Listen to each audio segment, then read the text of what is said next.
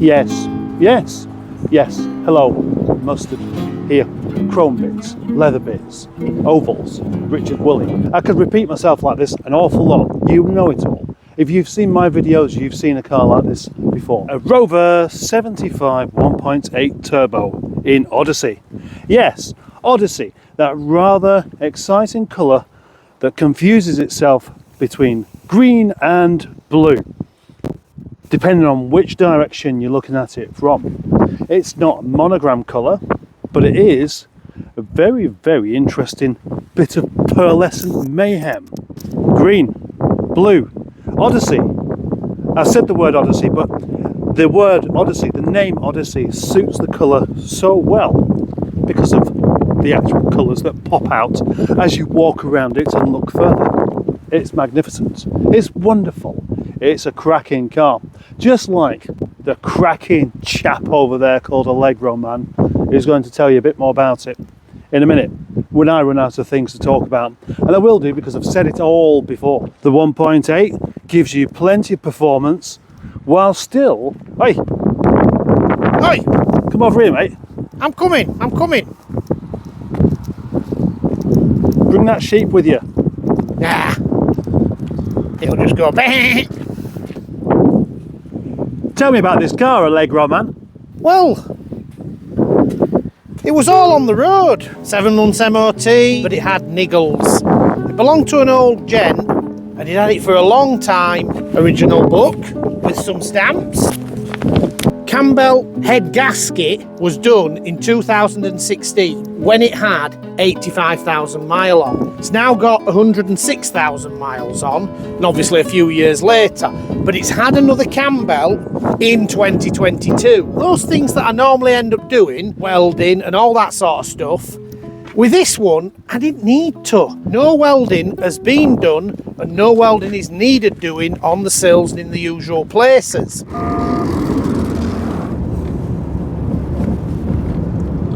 The Rover 75, the spiritual successor to the Allegro.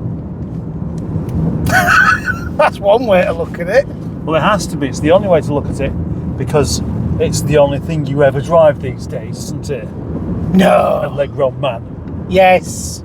Okay. I seem to have been repeatedly doing these. Rover 75 man, Rover 75 man. You can't sing it, it just doesn't work. You're just doing the try me for a reaction thing again, aren't you? All on the spot job. I never do that. You are. The current MOT had advisories on it. And what do we think they were for? What's common on these cars? The rear arms. The rear upper arms. Because the lower one is that little long one, actually. But anyway, discount MG Rover spares. Remanufacturing them. Great stuff. Couple of brand new ones from them. And on the back, I've put some rear arms. So it's really got a clean bill of health now as this car. All that maintenance done before me, and now that advisory done. What can I say about it? It's just come together so nicely. When I say it had some niggles, the coolant fan was staying on, and it was literally the sensor, coolant temperature sensor, had gone to default. Changed that. Airbag light were on. It was just the connections under the seat. I had the seats out. I thought, right, I'll get the seats out. I'll get under here all vacked. I went through all the connections, cleaned them, put it all back together. All fine, no airbag lights on for the past week or so now. Now got a car that's just all sorted out. No MOT advisories, no lights on the dash. Great. So yeah, it's ready to go up for sale. Nice.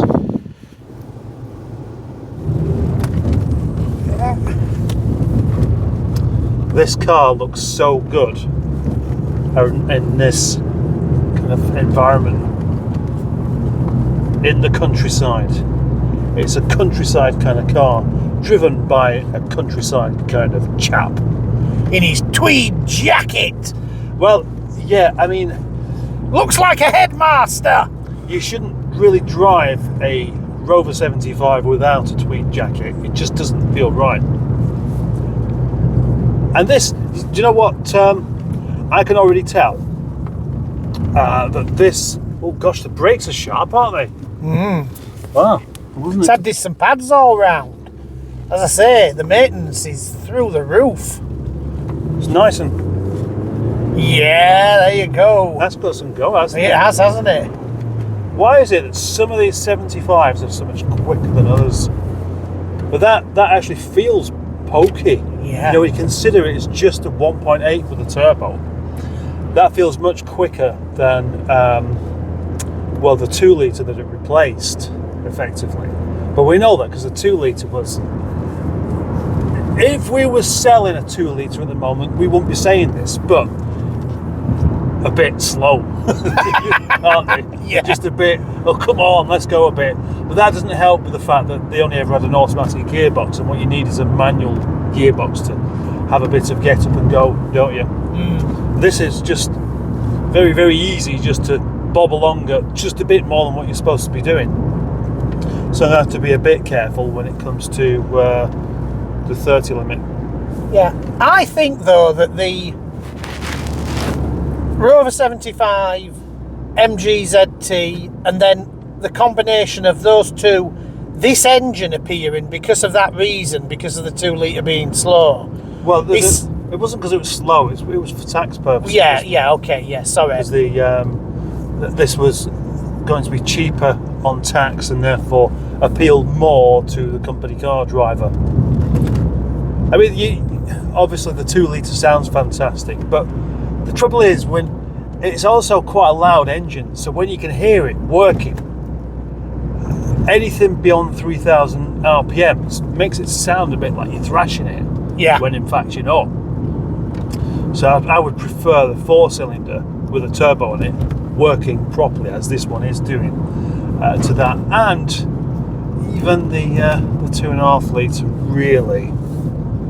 I think, yeah, because it's just the 2.5 litre is good, but this one it's got that proper low down punch as well as having some power at the top end.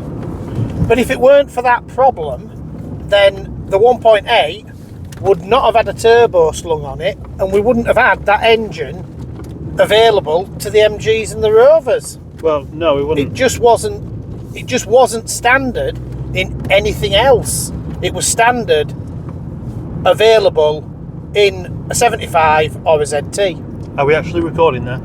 Yes, Right. we've been running for 3 minutes 32 seconds. Really? Wow. Yeah. Gosh, there's an awful lot of shit to cut out then, isn't there? Oh, All these yes. interruptions from Allegroman. Go on, dare you to interrupt again. I'll shut up. No, don't shut up, interrupt. I like it when you interrupt. It gives me an opportunity to put you down. The headmaster is in control. Yeah, I'm in control of your car, and you're in control of the camera, which isn't a good combination.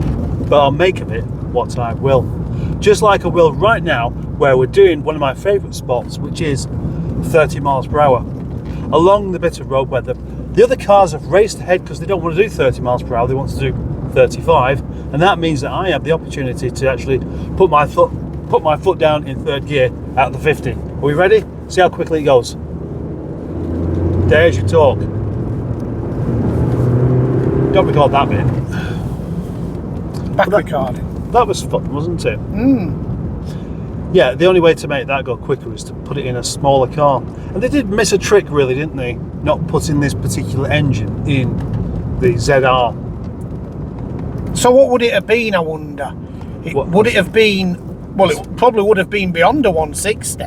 Well, I mean, the 160 was made 160 brake horsepower without a turbo. Yeah.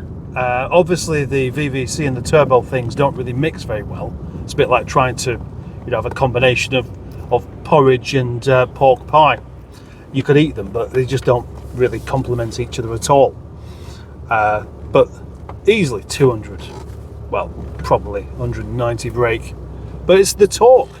It's that low down torque, that proper punch. Just, there didn't really seem to be any lag there at all. It just went, didn't it? Yeah. Which is really rather nice. Yeah. But I think it's all thanks to, as I say, head gasket 2016, and it's just generally been taken care of. Yeah, it's got some proper compression on the go. Yeah. And it's just doing the job as it would have done when it came out of the factory.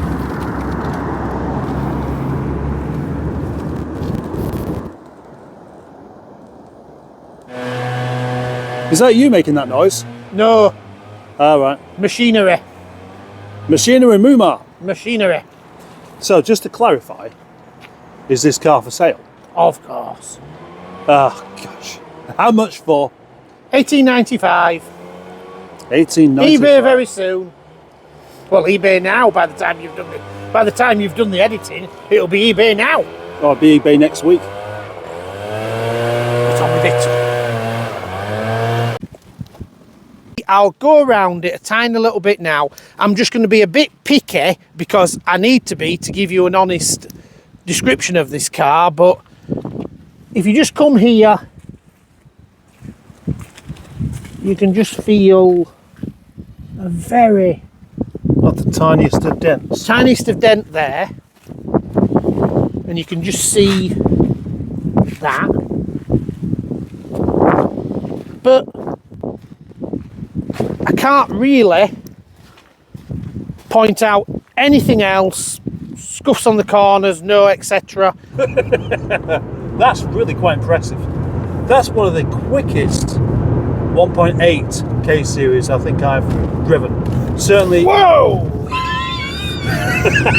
Fucking hell. I dropped it. You dropped it. What's going on with you? And now you're getting a phone call. Wife! Shall I answer her? Oh, really? No, I'm joking. I'm not going to answer. No, is it really ringing? Yeah. Oh, right, okay.